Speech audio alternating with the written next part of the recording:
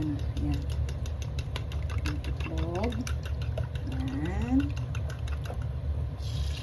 Oh. Alam niyo naman po ako, itlog lang ay okay na.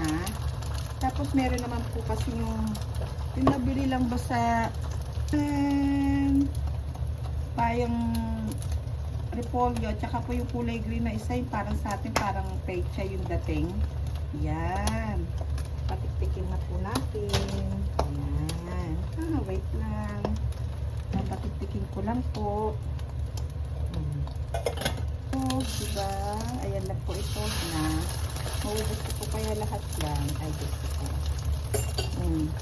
Tok niyo po yung akin rice. Ayan po, kita nyo bilog. Kasi po, inanday ko siya. Tapos, ganyan ko na lang siya nilagay sa rep.